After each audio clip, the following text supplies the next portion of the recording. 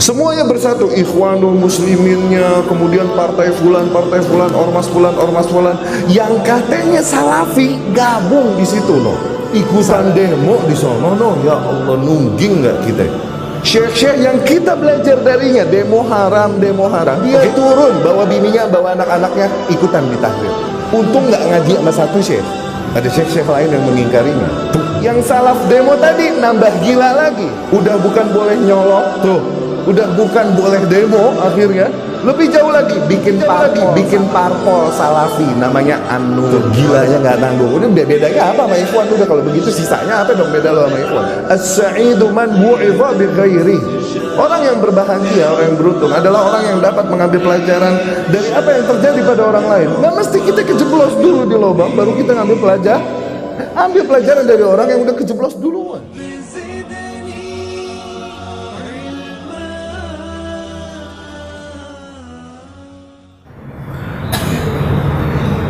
Tidakkah kalian membaca tentang apa yang terjadi sekarang di Syria, Irak, Lebanon, Yaman, Sudan, Tunis, Libya? Tidakkah kalian baca sekarang? Hah? Tidakkah kalian? Ini belum jadi sejarah loh. Di masa hidup kita kok baru kemarin, belum jadi sejarah gitu. Apa yang membuat kalian yakin bahwa apa yang terjadi sama kita itu nggak sepaket dengan apa yang terjadi sama? Apa yang membuat kalian yakin bahwa yang terjadi sama kita itu beda dengan yang terjadi sama? Apa yang bikin kalian yakin apa? Hah? Kalau syubhat dan lain-lain ini bisa kita berbantah-bantahan sampai maghrib, sampai ketemu subuh, sampai lohor lagi besok bisa aja ya, iya kan?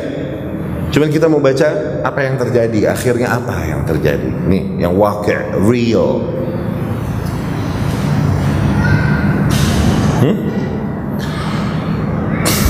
Jadi abisnya hajar Irak, waktu itu Bush banyak ditekan.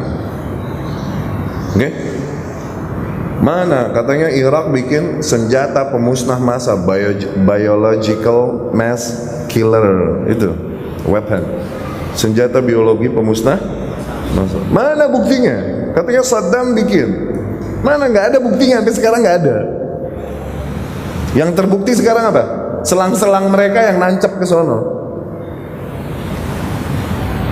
Tekanan ini dari masyarakatnya, dari internasional ini itu bikin ribet mereka nih. Akhirnya mereka merubah uslub, berubah gaya. Gaya penjajahan mereka nggak kayak dulu lagi dengan menggerakkan pasukan yang banyak masuk ke negeri-negeri itu, enggak. 2006 Condoleezza Rice di Tel Aviv itu udah mengungkapkan, kasih spoiler planning US ini kepada negeri-negeri kaum muslimin terutama Timur Tengah. Dia bilang Asy-Syarq Al-Awsat Al-Jadid, New Middle East. Okay? Hillary Clinton juga sempat menyebutkan tentang gaya-gaya rencana mereka dengan al-fawda al-khallaqah atau al-fawda al-banna'ah, creative chaos. Jadi sesuatu yang tertata, okay? Cuman nggak memberikan keuntungan tapi tertata, okay? Diberantakin dulu supaya apa? Disusun lagi dari awal, cuman menguntungkan. Tuh. Creative chaos. Pernah dengar tentang hal itu?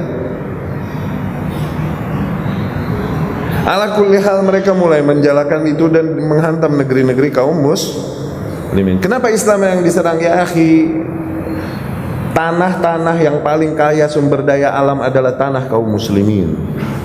Akal yang paling cerdas ada pada akalnya para kaum muslimin. Kalau ada potensi untuk menguasai alam semesta, maka harusnya muslim yang paling layak.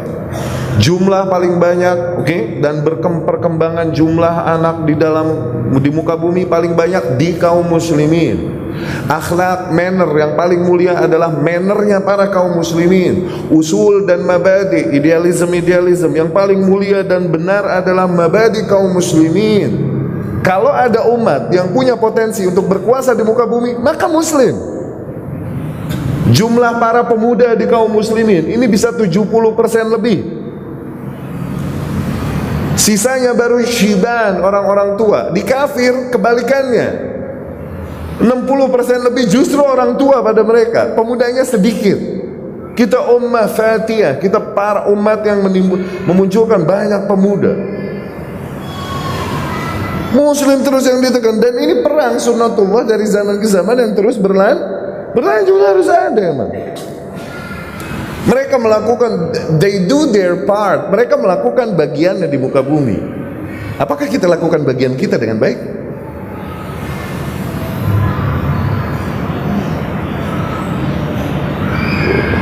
Setelah itu mulai ini drama mereka bikin, oke? Israel bergerak ngehantam Lebanon 2006-2007. Ingat nggak? Yang bergerak siapa? Lebanon waktu itu dikuasai oleh para pemerintah dan rakyat yang Sunni gimana pun. Iya ada Syiah tapi sangat minoritas. Cuman di situ ada ormas yang punya kekuatan senjata dekat situ, namanya Hizbullah. Oke? Hizbullah bergerak ngehantam tank-tank Israel, dan terjadi perang di Lebanon. Berhasil diusirlah Israel dari Lebanon. Oke? Hizbullah naik daun dong, iya gak? Naik daun. Kita nggak tahu setelah itu Hizbullah menghancurkan masjid-masjid kaum muslimin yang namanya Abu Bakar, Umar, habis. Tuh, kita nggak tahu.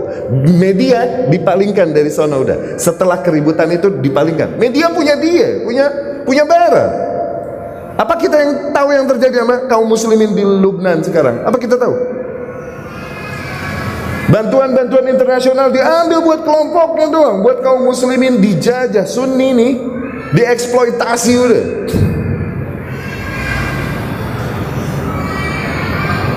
Anak-anak kecilnya di labor, cewek-ceweknya di sexually exploited. No. Eksploitasi secara seksual. Kalian dengar kan? Akhirah Lubnan. Para prostitut Lubnan. Kalian dengar kan? Sunni. Apa yang terjadi di sana sekarang? Dipalingkan semua media dari sana biar dunia nggak tahu. Apa yang terjadi di Irak sekarang setelah dihantam? Dipalingkan semua media di sana biar nggak dibahas, biar aman. Bisa nangkap itu kan? Kaum muslimin masya malah muji-muji, oh Hizbullah.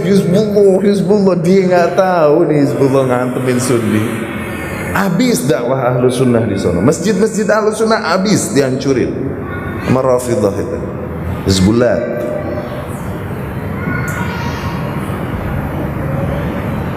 Kemudian mulai juga bergerak lagi di 2010-an, 2011 dan terus bergulir.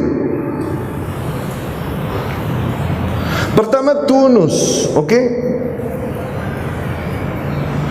Ini sandiwara jadi kayak tadi di Lebanon. Mungkin gak sih ormas kecil ngehantam tentara dari salah satu negara dengan persenjataan paling komplit, Israel? Mungkin gak sih ormas bisa ngehantam ini gini sih? Kemana? Ini perang ini dibikin drama supaya apa? Supaya akhirnya Lebanon diambil alihnya sama Hizbullah ini yang bisa punya tujuan yang sama, ketemu dengan tujuan kafir untuk ngabisin kaum muslimin. Hizbullah nih, Yahudi nih sohibah nama dia, saudaraan. Mereka punya common enemy, musuh bersama. Apa? Sunni.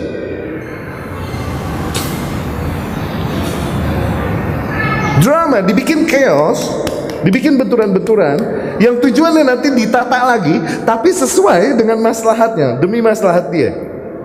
Kalau dulu nggak ngalir maslahatnya ke dia, ke negara-negara yang punya power untuk bikin drama ini. Barat, Tunis, oke, dibikin kejadian-kejadian, mungkin kejadian nggak dahsyat lah. Cuman tahu-tahu digerakkan massa begitu dahsyat, dan kita ngiranya ini cuman gerakan-gerakan spontaneous, spontanitas, oke? Padahal nggak ada spontanitas, nggak ada coincidence. Semua ini well designed. Ini udah didesain sangat rapi. Tukang buah apa tukang sayur diatur sama polisi di Tunis. nggak terima diatur, ngelawan ini tuh, ditabok sama polisi, marah, ngamuk-ngamuk, zalim ini itu, dia bakar diri, cus, bum, begitu. Tahu-tahu diangkat ini semua di Facebook dan Instagram, tuh itu peranan terbesar untuk makar. Tahu-tahu bergerak semua, demo mendemo penguasa yang ada di tuh, penguasa zalim, tuntut keadilan tuh, semua syiarnya menuntut keadilan, menuntut didirikannya hukum Allah, semua syiarnya begitu. Bergerak tahu-tahu, dan tahu-tahu mereka bergerak, tahu-tahu punya senjata. Dari mana? Akhirnya Zainal Abidin bin Ali, presiden Tunis kan, cabut deh, mesti lari menyelamatkan diri dengan keluarganya. Habis Tunus, Libya. Setelah kasus Tunus ini dan kemudian banyak chaos-chaos yang terjadi, mulai sering didengungkan di media-media sosial, terutama Facebook, tentang gerakan-gerakan masyarakat menjatuhkan penguasa zalim dalam rangka menuntut syariat Allah. Tuh, tahu-tahu terjadi demo di dua kota besar Libya waktu itu, di daerah Bayda sama daerah Benghazi. Pernah dengar kasus Benghazi? Hah? Pernah dengar? Yang akhirnya ada operatif CIA sono lu bacanya Wira Sableng sih lo. Nggak ngerti apa-apa aja udah lo. Ala kulihal, tahu-tahu bergerak demo besar di dua kota ini. Gaddafi militer langsung nurunin para pasukan untuk meredam demo ini. Tahu-tahu ketika pasukan datang, demonstran punya senjata. Dari mana? Serakyat-rakyatnya negara Arab itu tahu pegang senjata, wajib militer. Semua negara yang tetanggaan sama Israel ini wajib militer, bro. Jadi rakyat juga tahu AK-47 pretel ini, tahu mereka. Kang Sayur tahu.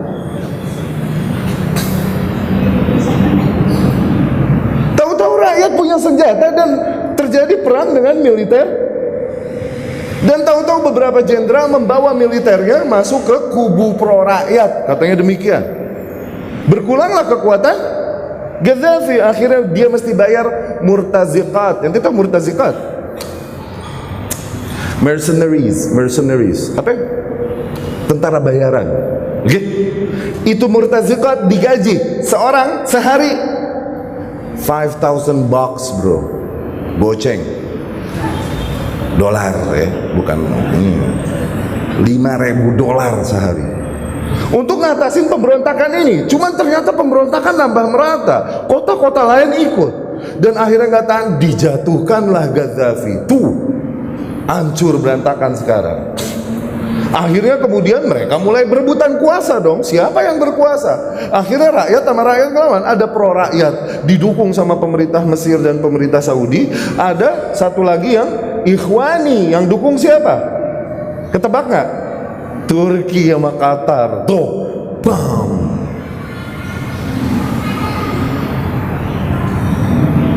Mereka sekarang menyesali apa yang terjadi. Baru mereka sadar, ternyata dulu tuh dikira nih menuntut keadilan, menegakkan keadilan, menegakkan syariat. Ternyata hidup kita sekarang lebih ripuh nyote, lebih rusak, lebih ribet, maslahat nggak ada yang jalan. La dinan aqamu wala dunyan hafadhu. Tidak dia bisa jaga dunia supaya normal, tidak juga ada agama yang bisa dia dirikan dengan hancur begitu. Kalau kata Ibnu Taimiyah rahimahullah. Menteri luar negeri Mesir nyeletuk, menteri luar negeri wala dalam negeri waktu itu nyeletuk. Apa yang terjadi pada Syria, pada Libya takkan terjadi di Mesir. Aduh, bener aja bergerak mulai dibawa sama medsos. Oke, seruan-seruan tuntutan keadilan, tahkim syar'illah. Tuh, mendirikan hukum dengan syariat Allah. Bergeraklah mereka, planningkan hari namanya Jum'atul Ghadab. Kalian baca itu? Friday Wrath. Kalian baca? Semua ormas Mesir tumben bersatu, biasanya kagak. Semua parpol bersatu pada saat itu. Semuanya demo bareng di mana? Di Tahrir. Puspemnya tuh Tahrir, pusat pemerintahannya tuh Tahrir. Nah ini baru zaman Ana 2010-2011, Ana di sono hadir. Bukan hadir ikutan demo, belum pulang maksudnya gua. Itu malah lo demo pada.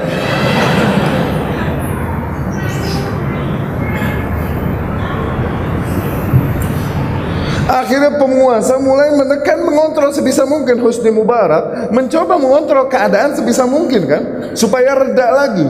Pada saat itu dimatiin lah wasilah-wasilah kayak telepon, handphone dan lain-lain. Tapi mulai penjarahan merata, terjadi kayak 97-98 di kita. Mulai mencetuskan satu kelompok penjarahan maling-maling, rampok-rampok. Yang dirampokin apa? Ya Allah, museum Mesir yang di situ ada emas usianya sekian ribu tahun bekas kerajaan ini tuh, yang kayak gituan. Wah Allah, nggak ada yang dihancurin aja udah peradaban negara. Bergerak yang lain-lain, merampok mart, dirampokin, dibakar-bakarin. Tuh, aneh lihat tank sering di TV. Oke? Tapi pas di Mesir tank di depan rumah gue, bro. Kalau udah jam 4 asar nggak boleh keluar rumah sampai jam 7. Tuh berlaku jam malam namanya. Kita makan ransum dikirimin sama pemerintah Indonesia. Itu ransum, kaleng ransum buat militer. Kita makan gituan lah. Bagus kalau punya Indomie di rumah. Indomie ada di Mesir, Arab yang ngirim Saudi, dari Saudi. Udah nggak boleh keluar udah. Jam malam berlaku. Husni Mubarak sebisa mungkin mengontrol keadaan, tapi nggak bisa. Semuanya bersatu, Ikhwanul Musliminnya, kemudian partai fulan, ormas fulan, yang katanya Salafi gabung di situ, no. Salafi katanya ya, Salafi al-maz'um, Salafi katanya ikutan demo di sono, no. Ya Allah, nungging nggak kita? Syekh-syekh yang kita belajar darinya demo haram, oke? Dia turun bawa bininya, bawa anak-anaknya ikutan di Tahrir. Nungging nggak aneh? Untung nggak ngaji sama satu syekh. Ada syekh-syekh lain yang mengingkarinya. Tuh, coba ngajinya bangsa ngefans sama satu syekh, ikutan berjemur gue.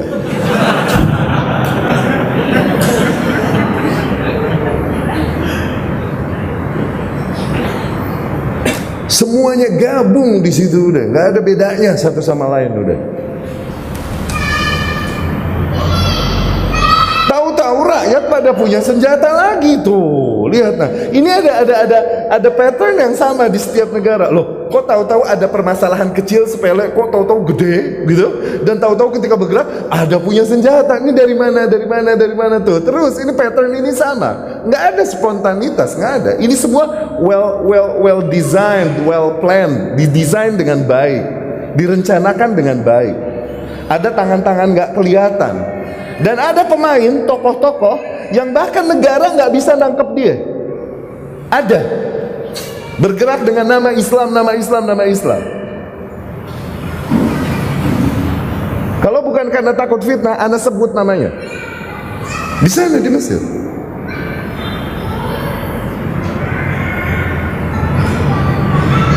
Akhirnya Husni Mubarak melihat kuasa udah di luar kuasa, ya udah turun, dia ngalah dan memberikan pemilu lagi. Tuh, didirikan pemilu lagi, ya gak? Syekh Said terus terang dan lain-lain yang bertahan di atas salaf terus mengingkari mereka dengan semua teror yang terjadi padanya.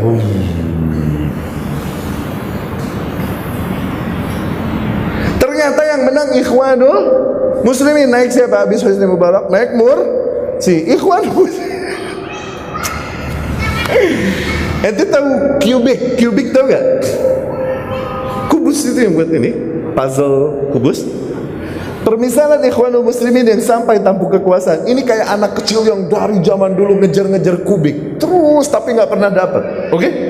Suatu saat akhirnya di luar mimpian mereka dapat juga. Oke? Tapi mereka nggak tahu pakainya gimana. Nah itu Ikhwan yang dapat tampuk kekuasaan di Mesir kemarin. Semangat yang dipakai bukan ilmu. Mesir dari zaman dulu, kalaupun sosialis, mereka tahu busuknya Rafidhah Iran. Mereka ini sohiban sama Israel, mereka sangat tahu. Mesir itu sangat tahu. Demikian Sadat rahimahullah, demikian Mubarak rahimahullah, nggak pernah buka kerjasama sama Iran, nggak pernah. Kapal Iran nggak pernah lewat Suez, nggak dikasih sama Mesir. Ikhwan naik kerjasama persatuan Islam, dikasih lewat kapal Iran, masuklah dengan itu senjata-senjata ke para Syiah di Yaman, bergerak Yaman, gulingin lagi. No, Houthiyun tuh, gara-gara apa? Gara-gara Ikhwani di Mesir. Tahu nggak ente begituan?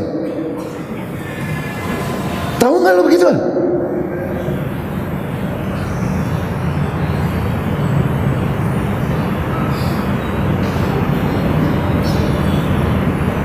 Dan makin berantakan negara dengan kebijakan Ikhwan yang ngaco nih. Akhirnya militer ambil alih lagi sama Sisi tuh. Naiklah Sisi, baru stabil lagi. Ini negara emang nggak bisa dipimpin kecuali sama militer. Berantakan kalau nggak. Sisi naik, baru stabil lagi sekarang. Iya gak?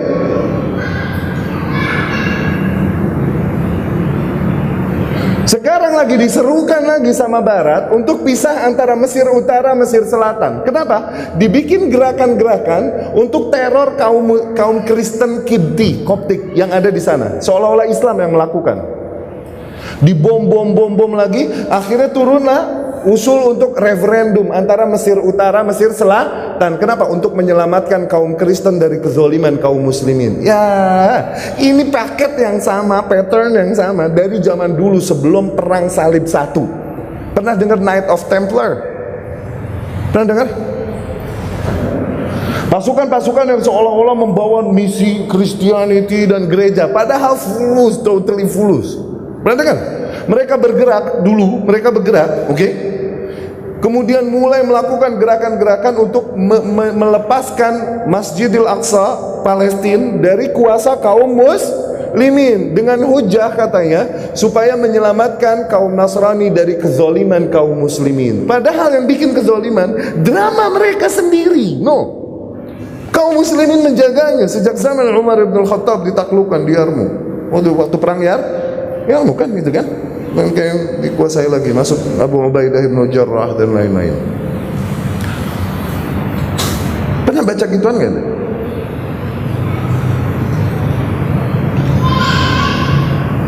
Huh?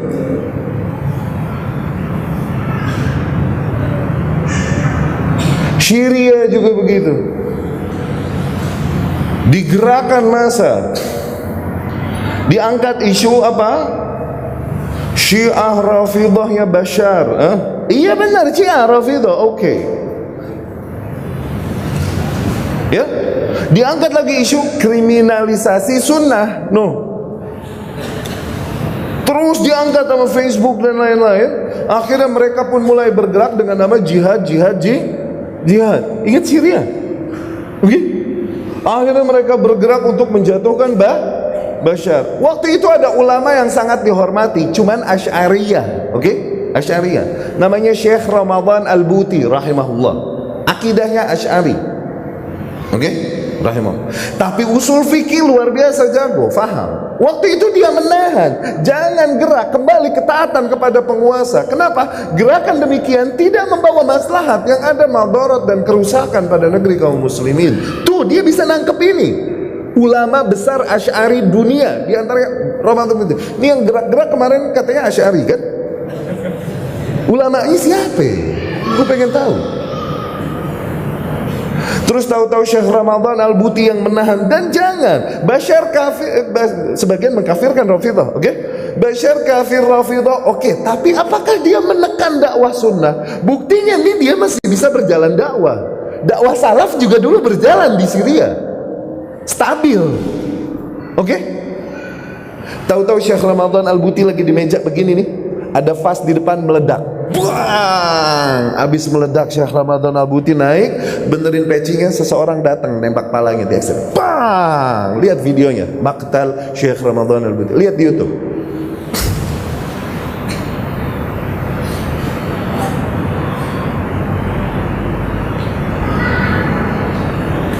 rakyat ribut sama penguasa ya.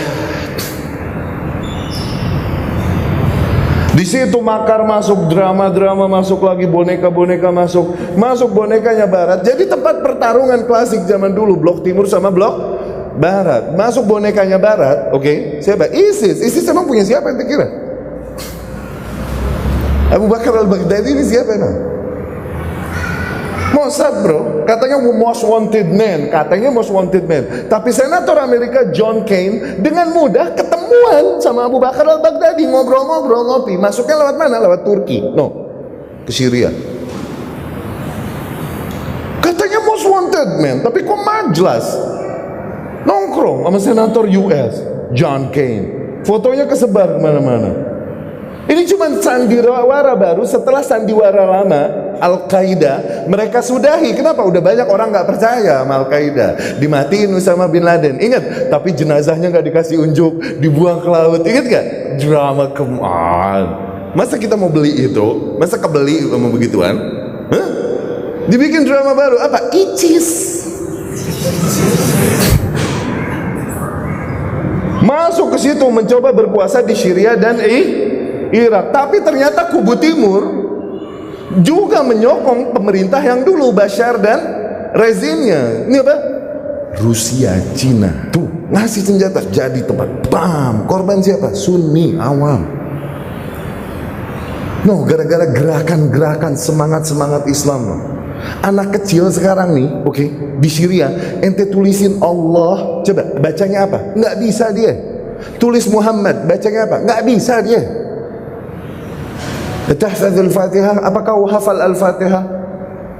Maliki Yaumiddin? Iya, Maliki Yaumiddin. Hafal. Tayyib, coba. Bismillahirrahmanirrahim. Maliki Yaumiddin. Anak Arab. Begitu. Para wanita-wanitanya dirampas dan dijual secara seksual jadi budak-budak seks, dan kemudian anak-anak kecilnya di labor, tau nggak? Dikerja paksa, kerja keras. Nggak jalan lagi dakwah, nggak jalan lagi nafkah. Oke, dulu Bashar penguasa Syiah, tapi dakwah berjalan nggak? Sholat 5 waktu berjalan nggak? Nafkah berjalan nggak? Keamanan terjadi nggak? Sekarang mana? Apa lebih mending?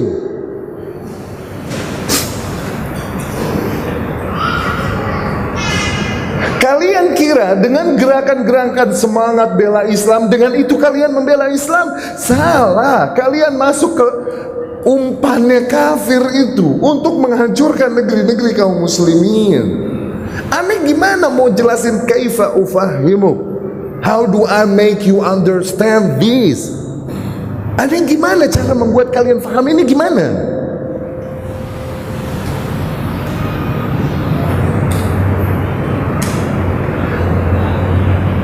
Pernah dengar fourth generation of war? Perang generasi keempat. Jadi tidak lagi perang dengan senjata dan invasi masuk ke persenjataan dan lain-lain, itu enggak. Oke? Tapi perang dengan cara apa? Taruh boneka-boneka, entah tokoh entah ormas yang bergerak dengan nama Islam, nanti mereka membawa masyarakat untuk bergerak. Begitu caranya. Sebenarnya dengan adu domba, gaya lama. Dengan adu domba, kalau yang diadu domba antara kabilah dengan kabilah, kerusakan kurang merata. Agama dengan agama, kerusakan kurang merata, kurang. Terjadi di kita, terjadi di Ambon, di Ternate. Tapi kerusakan di situ doang, nggak bisa gerak rata, nggak bisa. Supaya merata, kerusakan pakai apa? Benturkan unsur masyarakat dengan unsur penguasa. Tuh baru rata. Diacak-acak. Nanti disusun lagi sama mereka sesuai dengan maslahat mereka. Tuh maksudnya itu.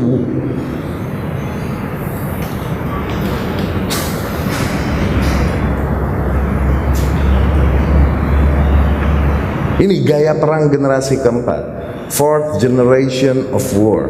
Dirangsang masyarakat untuk benci kepada penguasa dan bergerak menjatuhkan, membenturkan dirinya dengan puasa. Kita ini dengan semangat kita, akhirnya justru menghemat peluru-peluru kafir atas kita. Tuh, menghemat bom-bom kafir atas kita. Kita sodakoh sama kafir. Dengan apa? Dengan ngancurin negara kita.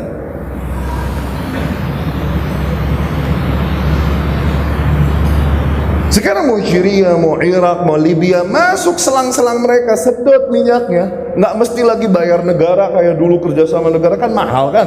Cukup bayar ormas yang jaga spot-spot minyak, itu doang. Ini tujuannya udah. Kalau nggak bikin pemerintahan, yang pemerintahan ini berpusat, nurut sama satu center, kayak yang terjadi dengan Afghanistan, tuh. Dihancurin, digerakin ormas-ormas yang ada, dibiayain untuk apa? Ngelawan di dalam bunker. Tuh, kenapa? Amerika nggak berani masuk ke dalam bunker, takut. Ya udah, bayar siapa? Bayar yang oposisi sama dibayar mereka, dikasih senjata, bergerak masuk ke bunker-bunker, perang sama keluar di atas bredel pakai bom karpet. Begitu. Oke, hancur kan? Iya, taruh boneka. Siapa? Karzai.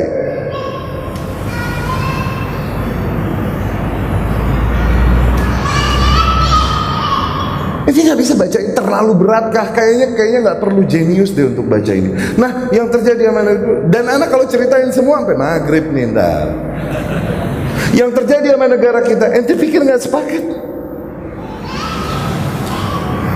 Kita dengan semangat-semangat bela Islam dan lain-lain, justru kita masuk perangkap mereka ya akhi.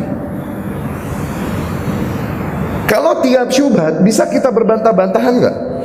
Bisa aja, cuman lihat aja negeri yang udah melakukan hal yang sama duluan, sekarang nambah bekher, nambah fine, atau nambah hancur. Lihat media kenapa nggak banyak nambah? Media punya mereka, dipalingkan dari mereka. Kita nggak tahu lagi kabar kaum muslimin di sana sekarang. Lihat itu aja, hasil akhirnya lihat. As-sa'idu man bu'idha bi ghairi. Orang yang berbahagia, orang yang beruntung adalah orang yang dapat mengambil pelajaran dari apa yang terjadi pada orang lain. Nggak mesti kita kejeblos dulu di lubang baru kita ngambil pelajaran dari orang yang udah kejeblos duluan. Dan jangan kalian kira apa yang terjadi di Tunis ini semua dikarenakan seorang tukang sayur apa tukang buah yang membakar dirinya. Bukan, ini tunggangan doang. Kasus ini tunggangan, ada tangan besar di belakangnya. Yang terjadi di Mesir karena rakyat menuntut syariat, nggak ada. Ini cuma slogan yang dijual, tuh. Padahal ada tangan besar di baliknya yang apapun itu akan digerakkan. Di kita begitu. Apa kalian kira kemarin hampir ribetnya kemarin itu semua karena bela Al-Quran? Enggak, itu cuma tunggangan. Ada makar besar di balik itu. Semua demo dari rumah, nggak ada yang niat mau kudeta, nggak ada. Zaman Utsman juga dulu bergerak cuman menuntut kebijakan Utsman, tapi nyampe di tempat ditunggangi, diarahkan sampai mengkafirkan Utsman, menjatuhkan Utsman, membantai Utsman. Dari rumah niatnya begitu gak? Pada polos, pengen benerin, termakan oleh berita yang ada, dan kemudian pengen belain agama, menegakkan keadilan. Tuh, karena tulusnya mereka.